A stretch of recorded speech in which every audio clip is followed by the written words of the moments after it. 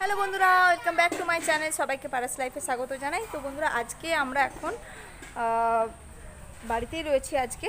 তো আজকে বাড়িতে হচ্ছে আমাদের যে ব্লগটা শুরু হবে, সেই ব্লগে হচ্ছে আজকে আমরা করব গাছ লাগাবো। তো আমাদের যে বাচ্চাদের জন্য, বাচ্চাদের স্কুলের প্রজেক্টে গাছ লাগাতে দিয়েছে। তো ওদের 3টে প্রজাতির গাছ বলে দিয়েছে, দোপাটি, লাল শাক আর ঢ্যাঁড়স।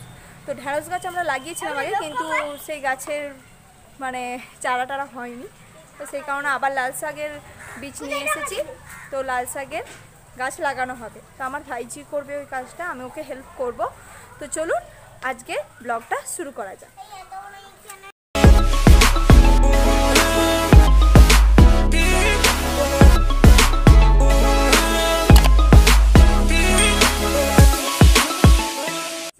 তো এবার এই টবগুলোতে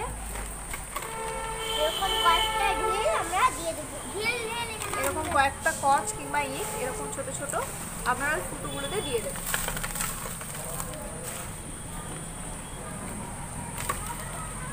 দেখুন এই যে এইরকম করে আমি যে ইটগুলো দিয়ে, এই যে ইটগুলো দেখতে পাচ্ছেন, এই ইটগুলো দিয়ে এইভাবে এটাকে লাগিয়ে দিলাম। টবের ছিদ্রগুলো ইট দিয়ে বন্ধ করে দেওয়ার পর তাতে আমি বালির লেয়ার একটা তৈরি করে দেবো টবের ভিতরে। তো ওটা ওই 25 মানে টবের 25 ভাগ ওটাতে বালির লেয়ারটা থাকবে। তো এবার এখন মাটি দিয়ে পুরোপুরি টবটা ভর্তি করে দিয়েছি। তাও দেখুন এখানে 4 আঙুল মতো কিন্তু গ্যাপ রয়েছে, কেননা গাছটা হওয়ার পর তাকে একটু স্পেস দিতে হবে ওঠার জন্য। তো এই যে বীজ রয়েছে লাল শাকের বীজ, এই লাল শাকের বীজটা এখন ছড়িয়ে দেবো। তবে হ্যাঁ, আমাদের যেহেতু বৃষ্টি এখানে হয়েছিল সেই কারণে মাটিটা ভিজে গিয়েছিল। তো আপনারা মাটিটাকে একটু শুকনো করে নিলে মাটিটা হালকা এবং ঝরঝরে হয়ে যাবে। লাল শাকের বীজ তো এবারে আমি লাল শাকের বীজটা ভালো লাগবে না, ছোট এইভাবে আমরা ছড়িয়ে দিলাম।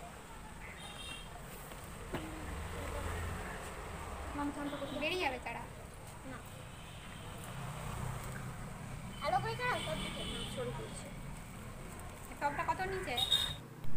তো বীজ তো ছড়িয়ে দিয়েছি, এরপরে হালকা হাতে কয়েকটা মাটি এবং বালির উপর থেকে ছড়িয়ে দিলাম, কেননা যদি কোনো কারণে বীজগুলো ভিজে যায় তাহলে কিন্তু বীজটা নষ্ট হবে না। মাটিটা যেহেতু ভিজা রয়েছে তাই খুব বেশি জল দিতে হবে না, তবে হালকা একটু জল দিয়ে দিতে হবে চারাটা বেরোনোর জন্য। আর একটু দে বাবু, দে আর একটু দে, আরেকটু দে, আরেকটু দাও।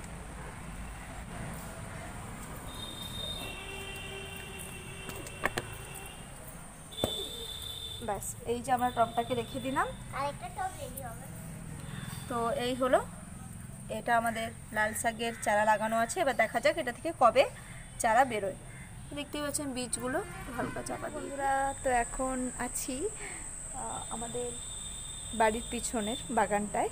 তো এখানে আজকে তোমাদেরকে আমি সকালে তোমাদেরকে দেখিয়েছিলাম যে আজকে ভাইজিদের প্রজেক্টের জন্য গাছ লাগিয়েছিলাম। তো অনেক দিন ধরেই ভাবছিলাম তোমাদেরকে আমাদের সবজির যে বাগানটা রয়েছে সেটা দেখাবো, কিন্তু সেরকমভাবে কিছু সবজি ছিল না সেইভাবে। তো এখনও কিছু সেরকম নেই, টুকটাক দু একটা লাগানো রয়েছে। তো সেটাই তোমাদেরকে আজকে দেখাবো, শেয়ার করব। তো চলো, আমার বাগানে তো চলে এসেছি। তো এই যে হচ্ছে আমার পেছনে রয়েছে চিচিঙ্গা গাছ আর লাউ গাছ, এটা রয়েছে।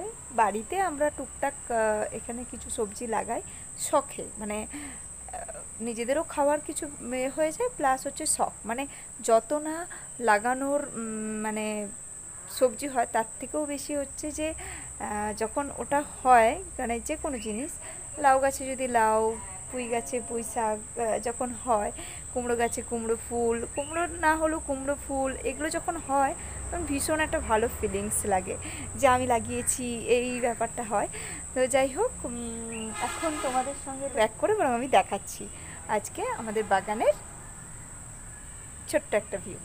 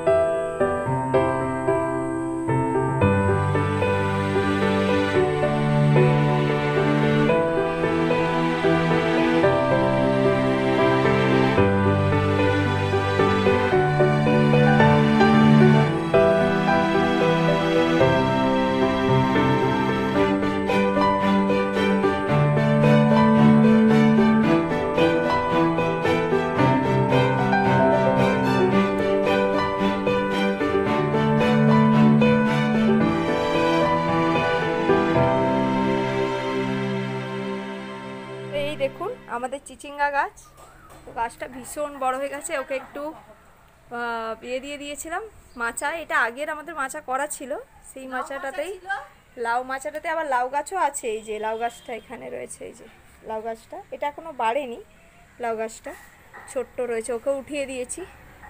আর তার সঙ্গে হয়েছিল চিচিঙ্গা গাছ। তো আমাদের যে চাষি ছিল, ওই চাষি কাকু এসে দিয়ে গেছিলো যে লাগিয়ে দিবে, হয়ে যেতে পারে।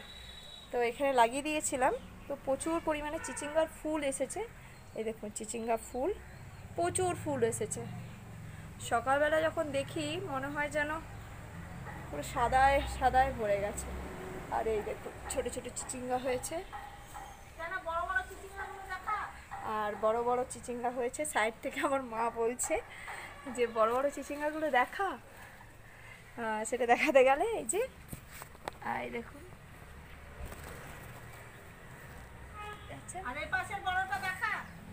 বেশ অনেকগুলো হয়েছে চিচিঙ্গা।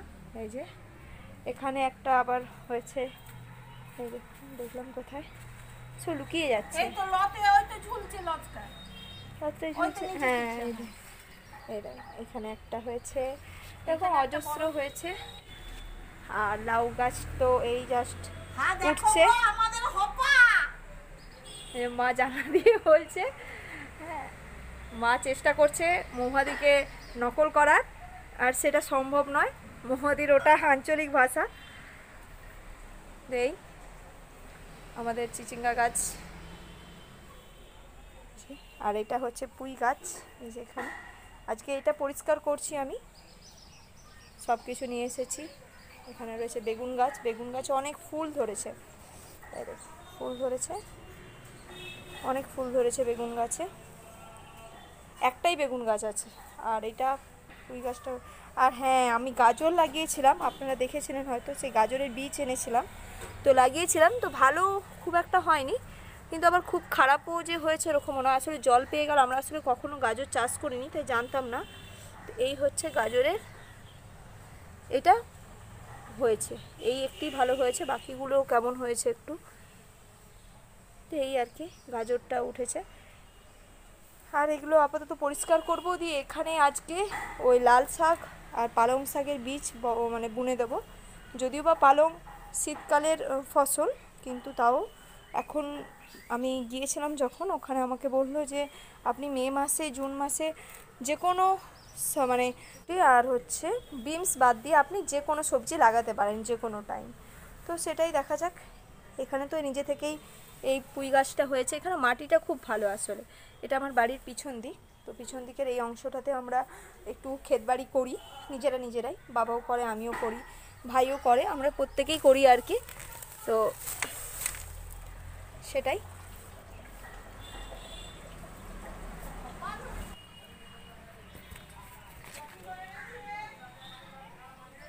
গাছটা উঠে উঠে কোথায় উঠেছে দেখুন, দোতলায় উঠে গেছে। ওকে টেনে নামাবো না, ওরকমই ওখানে থাকবে, একদম দোতলায় উঠে যাচ্ছে। তো বন্ধুরা, আমার ভিডিও যদি তোমাদের ভালো লেগে থাকে তাহলে অবশ্যই আমার চ্যানেলটা পারাস লাইফ চ্যানেলটিকে সাবস্ক্রাইব করবে, আর নিত্য নতুন ভিডিওর জন্য বেল আইকনটিতে ক্লিক করে রাখবে।